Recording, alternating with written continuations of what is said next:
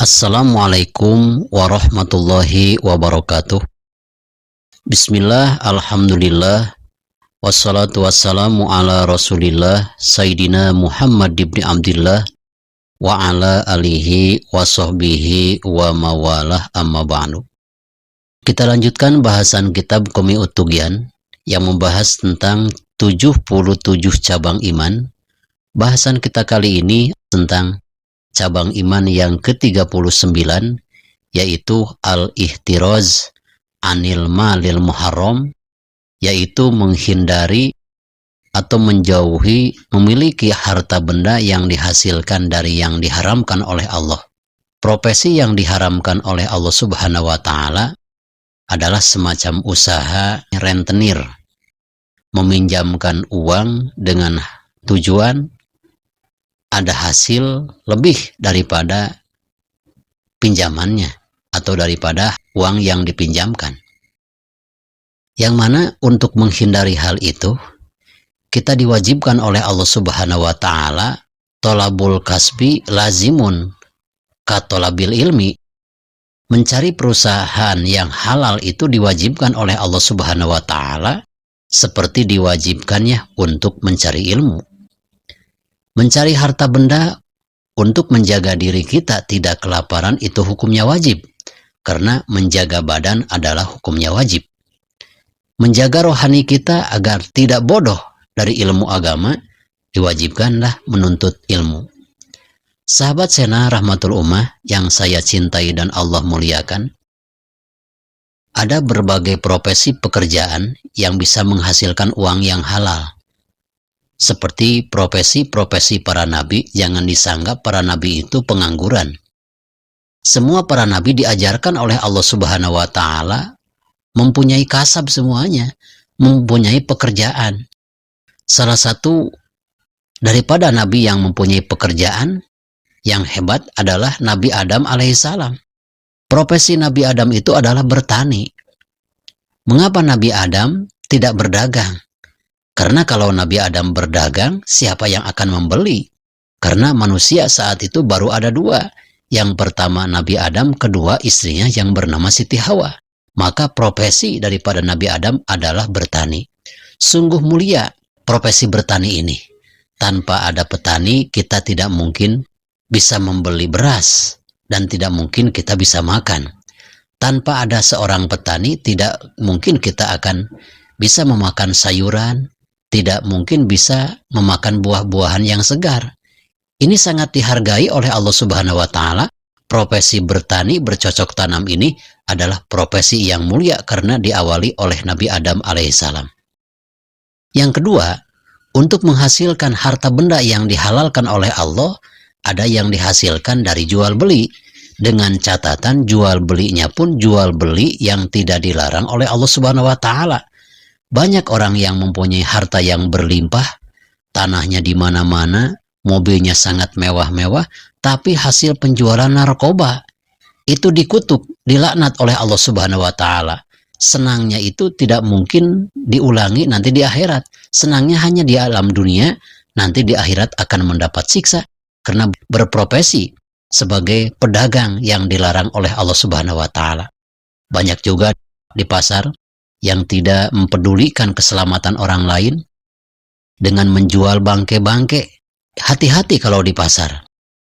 Kalau orang muslim, haram hukumnya untuk mengkonsumsi bangke. Tahu kita bahwa si penjual daging tersebut ini jorok ekonominya. Selain daripada menjual ayam yang normal biasa, tapi ada juga ayam yang bangke, yang mati tanpa disembelih. Demi keuntungan yang sangat besar, akhirnya ayam bangke itu dijual belikan. Juga bagi seorang muslim, haram hukumnya untuk membeli daging babi, daging anjing, daging ular, daging buaya, daging tikus, dan sebagainya. Menjual dan berprofesi sebagai penjual barang-barang yang dilarang, binatang-binatang yang tidak halal untuk dikonsumsi, itu berarti sama halnya dengan memiliki harta benda yang dihasilkan dari jual beli yang diharamkan. Jual beli ini adalah salah satu profesi baginda Nabi besar Muhammad SAW. Beliau itu berdagang, berjualan semenjak usia 13 tahun sudah diajarkan oleh pamannya, yaitu Abu Thalib. Bahkan beliau sampai menikahnya pun, beliau mendapatkan biaya pernikahan adalah hasil berdagang ke negara Syam, berjualan, menjual barang-barang Siti Khadijah, yang mana keuntungannya dibagi dua. Ada juga menghasilkan harta yang dihalalkan oleh Allah dari hasil wasona'ah. Wasona'ah itu apa? Kerajinan tangan. Apakah membuat meja, apakah membuat kursi. Hal ini dilakukan oleh Nabi Daud alaihissalam. Nabi Daud profesinya kerajinan tangan. Karena beliau itu nabi yang badannya tidak begitu besar, tapi hebat-hebatnya walaupun berbadan kecil, sebesar apapun besi bisa dilelehkan, bisa dilemaskan, bisa ditaklukkan oleh Nabi Daud alaihissalam. Besi yang besar sebesar apapun di tangan Nabi Daud diibaratkan seperti melelehkan adonan tepung. Itu hebat-hebatnya Nabi Daud alaihissalam. Juga Nabi Nuh. Nabi Nuh itu profesinya tukang kayu, karena beliau itu yang pertama kali membuat perahu untuk mengangkat orang-orang mukmin ke atas kapal. Sehingga sangat mulialah yang profesinya membuat meja, membuat kursi, membuat tempat tidur dari kayu, karena dilakukan oleh Nabi Nuh alaihissalam. Sahabat channel Rahmatul Ummah yang saya cintai dan Allah muliakan, yang mana dalam kasab ini terbagi atas 4 bagian. Yang pertama, ada kasab yang diwajibkan, wahwa kasbu aqallil kifayah linafsihi wa iyalihi wa dinihi. Kasab yang diwajibkan itu sekedar untuk mencukupi dirinya sendiri, jangan sampai kelaparan, mencukupi keluarganya untuk tidak kelaparan, dan untuk menjaga agamanya, jangan sampai menjual agamanya karena kelaparan. Yang kedua, kasab yang disunahkan. Kasab yang disunahkan itu diantaranya karena memang sudah cukup untuk dirinya, sudah tidak wajib lagi orang tersebut untuk mencari suap nasi untuk dirinya dan untuk keluarganya. Tapi ada niat yang sangat mulia. Mereka berprofesi, berusaha, berdagang itu bukan untuk dirinya sendiri, karena memang sudah cukup.